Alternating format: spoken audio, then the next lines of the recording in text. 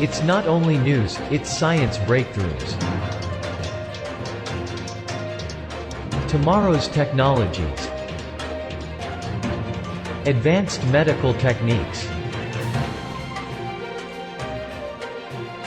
It's a glimpse into the future where we discuss artificial intelligence, Earth and energy, enhanced humans, future society, health and medicine, space, robots and machines. Welcome to Science Bytes with Joe and Craig. Today, September 17, 2020. There might be some truth to a beloved's quote.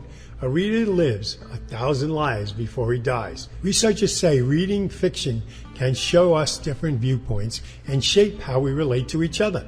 Maybe that's why I'm such a considerate person, Joe. Well, you read enough books for 1,000,000 lives by now. Yeah, I do love a good story, but of course asserting that reading can fix the world's problems would be naive at best. However, it could help make it a more compassionate place, and a growing body of research has found that people who read fiction tend to better understand and share the feelings of others, even those who are different from themselves. Psychologists have found that empathy is an essential quality in humans. While some people are naturally more empathetic than others, most people become more so with age.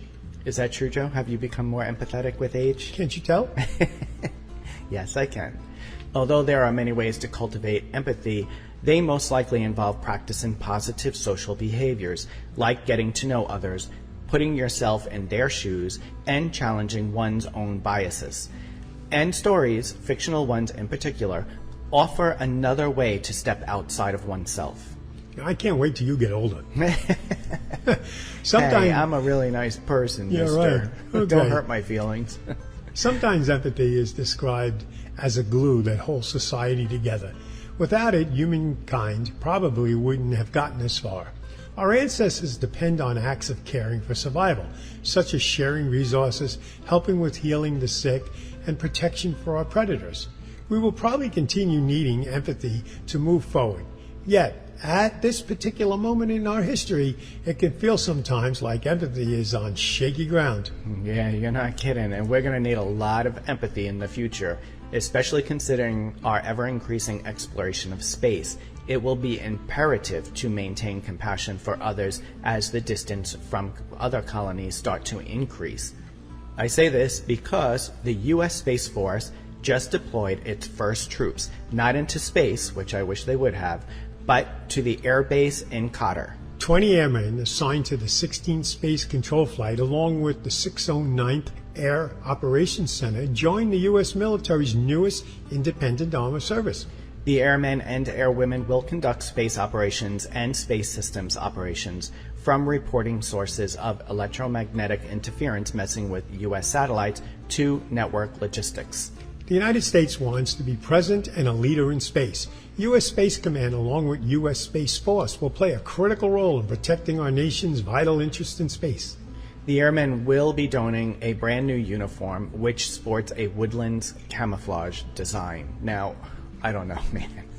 I honestly don't understand why they didn't make some futuristic space uniform to make it more appealing instead of using the same camouflage stuff they use for everybody. But you know what? But it's not going to work in space. Like, no. What is camouflage going to do in space? No, because they probably never saw that and they'll be camouflaged. Yeah, I guess. I don't know. It's just, well, let me tell you, besides more empathy in the world, apparently we also need more fashion designers as well, because woodlands camouflage for space just seems too wrong for me. Sorry. My 2 cents there.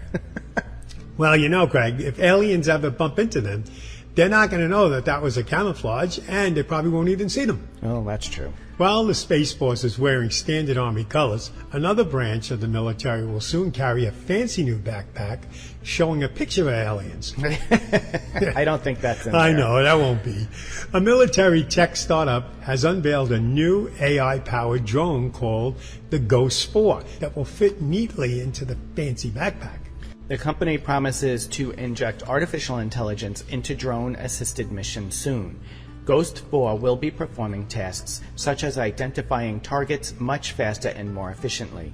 The Ghost is like a Swiss Army knife that can do everything. The 6-foot-long aircraft can withstand the roughest conditions, including sand and seawater. According to the company, the drones can fly for 100 minutes, controlled either autonomously or remotely by a pilot. The drone carries cameras for surveillance, lasers to identify targets, and a radio jammer. Shortly, they have plans for a weaponized system. Damn it. Every time we talk about this stuff, Joe, I always think of the Terminator movies. James Cameron really affected my future outlook with those films. Anyway, using artificial intelligence to identify targets is a controversial idea. Probably because of those movies, I'm just saying. For instance, the contract for Google's Project Maven, a Pentagon project that uses AI to identify drone targets in satellite images, ended up being abandoned due to mounting pressure from both employees and the general public. Well, maybe Google backed out. I bet DARPA has technology years beyond Maven. Oh, I'm sure they do. I love DARPA. Yeah, they come up with everything. I wish I could just sneak in there and see everything they're doing. Yeah, they're so far ahead of time. Okay, we're going to take a quick break, and we will be back with more science news. What makes a rainbow bend? Where does the universe end? To know the world from A to Z. Discover science and technology. Where is the dinosaur? What's on the ocean floor? To know the world from A to Z. Astronomy, biology, chemistry, zoology, science and technology. It's fun, you see. Why is the sun so warm? What makes a winter storm? And what's a quadruped? Why is the planet Mars red? You'll find there's lots to know, and exploring as you go, to know the world from A to Z. Discover science and technology.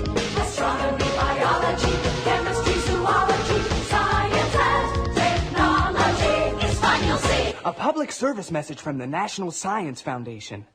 Every day, men and women from communities across this nation serve as Reserve Citizen Airmen. I am proud to defend our nation. Proud to be part of a team that helps make a difference. I am proud to be part of something larger than me and to serve my country. We celebrate those who have served and those who are proudly serving in the Air Force Reserve.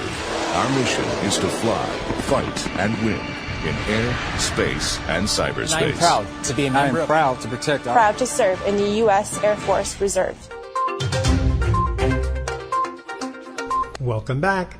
A new study is flipping the script on effects of massive meteor impacts. While the ancient impact is linked to the extinction event that killed the dinosaurs, scientists are now starting to suspect that the early impact could have jump-started life on Earth in the first place. Scientists have long suggested that meteorites carried the ingredients necessary for life to Earth. In recent years, science has confirmed that space rocks do contain the building blocks of life, but the new research suggests that meteor impacts also created the ideal conditions for life to emerge as well. Because of that, the scientists suggest that space agencies should pay special attention to similar craters while hunting for life on the Moon, Mars, or beyond. Immediately after impact, the area where the meteor crashed into our planet would be hellish and inhospitable. After this settled down, the impact craters may have been full of sediments, nutrients, and even freshly created hydrothermal vents like those on the floor of the Earth's ocean. Hydrothermal vents essentially create an oasis for life. The hard part to prove this is the fact that after billions of years of erosion and other geologic activity, it may be impossible to discover how life on Earth began, but missions to Mars could look for similar oases while hunting for past or present life. It would be great if we can finally prove how life began on Earth. I would love that. Over time, though, I'm confident that scientists will get there and prove some very early claims that all boils down to chemicals mixing with the addition of sunlight and forming the first rudimentary blocks of RNA. Radiation may have played a part as well. Way back then, Earth did not have much of an atmosphere. You know, that's true. Radiation from space could play a significant role in the mix. Speaking of radiation, Joe, the U.S. Nuclear Regulatory Commission, or NRC, is the regulatory body that governs nuclear energy. Just approved designs for the country's first scaled-down low-cost fission reactor. Yes, the small prefabricated reactor built by NuScale Power is the first of its kind in the U.S. Experts suggest it could revitalize the country's dormant nuclear energy industry by providing cleaner energy at a local scale. There's a long way to go before any of these reactors can be built, though. Yeah, but for now, NRC approval means that the utility companies can apply to construct the NuScale reactors, which are about 65 feet tall and 9 feet in diameter. Before they can build them, however, further safety evaluations do need to be completed. Well, advocates suggest that this could serve as a way to quickly transition away from fossil fuels and cut down the carbon emissions. NuScale expects to deliver its first reactors in 2027 and online by 2029. But there may be delays down the road as gaps in current safety reports for smaller modular nuclear reactors give them pause. You mean what happens with radiation, Greg? Well, lots of things happen with radiation, Joe. Well, you get Godzilla, Mutant Ninja Turtles, and bodybuilder mice. Where do bodybuilding mice fit into this? Well, I thought it was better than having a super bionic goldfish. Well, anyway. Okay, it wasn't radiation. Mice were gene-edited to be Arnold Schwarzenegger ripped. Then they headed them to International Space Station last year.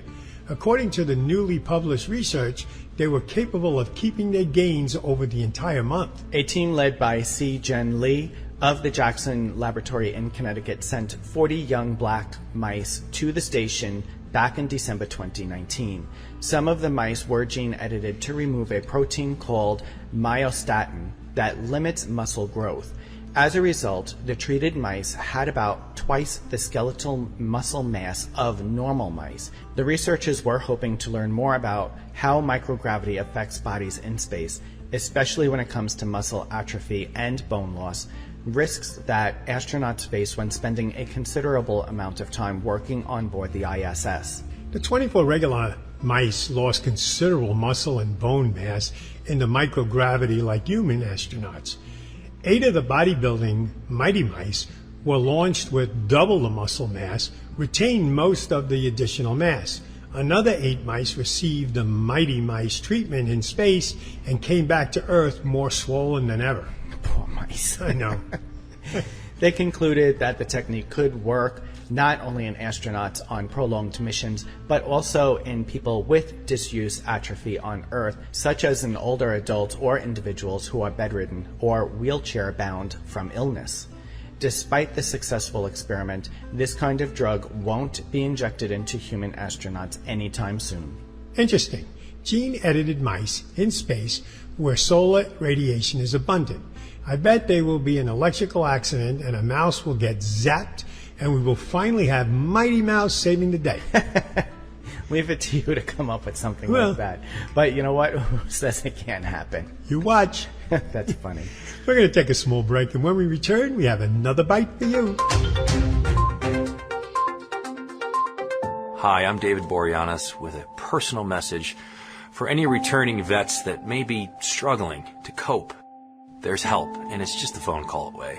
The Veterans Crisis Line is staffed with experienced professionals who know your struggles. All of us know there's no greater sacrifice than the service to our country. Your service is important. Your life is important. For vets and their families, the Veterans Crisis Line is here to help 24 hours a day. Please call. We're building the next chapter of American exploration, returning to the moon to stay, so we can go beyond to Mars, to expand what's possible and further our understanding. The architecture for these missions is already taking shape. We will go with new systems, bold designs, and a sustainable mission. You can hear it, taste it, touch it. We are going. We are training, testing, pressing our pioneering spirit into every component, defining our resolve with every line of code, and securing our success with every welcomed partnership. This is not hypothetical. This is not about flags and footprints. This is about sustainable science and feeding forward the advance of the human spirit.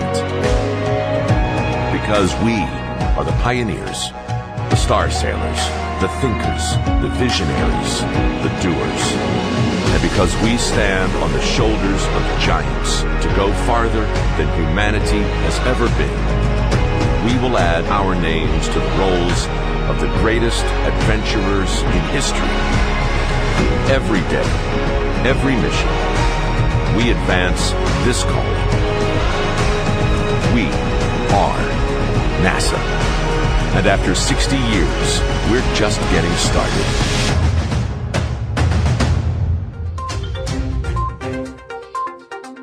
Welcome back. Last week we just spoke about Amazon Air just received FAA approval. Meanwhile, after our show broadcast, Walmart kicked off its own drone delivery pilot and collaboration with drone delivery company Flytrex. You know, it figures, Joe, that happened like almost right after we got off the air.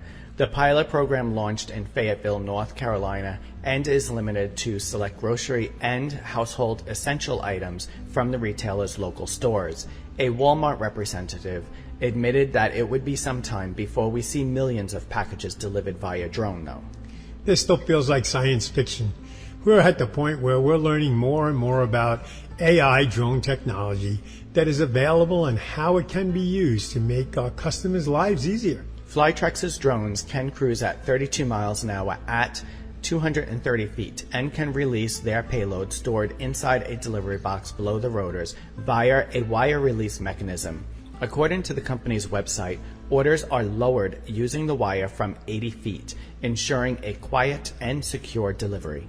As we discussed last week, Amazon is also developing its own drones that transform from a helicopter configuration to an airplane. They can carry 5-pound packages to the customers within a 15-mile radius. Flytrex's drones, in contrast, are capable of carrying up to 6.6 pounds for a distance of 3.5 miles there and back. The drones can't fly, though, if there's rain or if the wind gusts exceed 18 miles per hour. Well, mine's going to be 7.7 pounds. I'm going to go 4.5 miles, and I'll go 20 miles an hour. Okay, well, in the car. Well, that brings us to a close of another show. You can find our shows on our website, mysciencebytes.com, and on all the podcast platforms. We appreciate your continued support. Joe and I have added a feedback link email to our podcast description, so why not drop us some feedback so we know what you like and what you might like to see on our show in the future. Thanks again for listening, and we will be back next week with another new show.